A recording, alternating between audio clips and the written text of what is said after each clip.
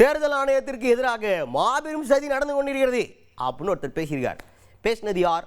அதிமுகவை சேர்ந்த இன்பதுரை அவர்கள்.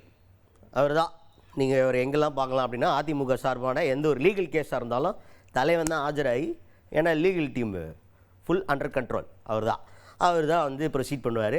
இப்போ என்னன்னா தேர்தல் ஆணையத்துக்கு எதிராக நம்ம இப்போ வரப்போகிற சட்டமன்ற தேர்தலில் பல அசம்பாவிதம் நடக்க போகுது அப்படின்ற மாதிரி வார்னிங்கை போட்டிருக்காரு.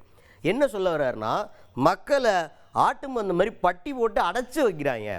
போன தடவையே கரூரில் நடந்துச்சு, அப்பயே சொன்னோம், மறுபடியும் அது நடக்கக்கூடிய அவல நிலையை நம்ம பார்க்குறோம். அதனால் எல்லாம் ஜாக்கிரதையாக இருக்கணும். நம்ம மனித மாண்பு அப்படிங்கிறது கொஞ்சம் கொஞ்சமாக வளர்ந்து வந்திருக்கே தவிர இவங்களுடைய நடவடிக்கைகளாக கொஞ்சம் நம்மளை கற்காலத்துக்கு கொண்டு போகிற மாதிரி இருக்குது. மாட்டு அந்த மாதிரி அடைச்சி வச்சு அவங்க எதுக்கு நம்ம யூஸ் பண்ணணுமோ அதுக்கு மட்டும்தான் இவங்களை யூஸ் பண்ணணும் அப்படின்ற மாதிரி ஒரு பயங்கரமான ஒரு பிளானில் இதெல்லாம் பண்ணிக்கிட்டு இருக்காங்க. அதெல்லாம் என்ன ஏதுன்னு தேர்தல் ஆணையம் கவனிக்கணும். இந்த தடவை அது நடக்கவே விடக்கூடாது, நம்ம வந்து ரொம்ப கேர்ஃபுல்லாக இருக்கணும் அப்படின்ற மாதிரி சவுண்ட் விட்டுருக்கிறாரு என்பதுரை அவர்கள். தேர்தல் ஆணையத்திற்கே சவால் விடுகிற அளவில் ஒன்று நடந்து கொண்டு இருக்கிறது. அது என்னன்னா மனித பட்டிகள். ஜனநாயகங்கிறதே மனித மாண்புகளுடைய மறுமலர்ச்சி தான்.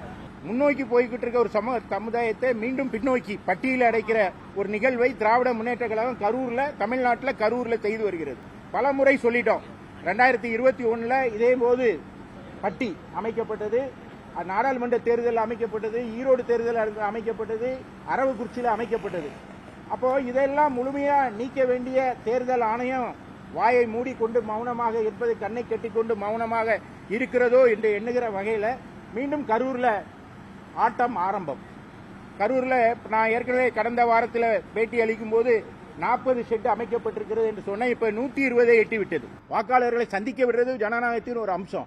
ஆனால் அவ்வாறு பார்க்க விடாமல் அவளை அடைத்து வைப்பது என்பது ஜனநாயக கோட்பாடுகளுக்கு எதிரானது.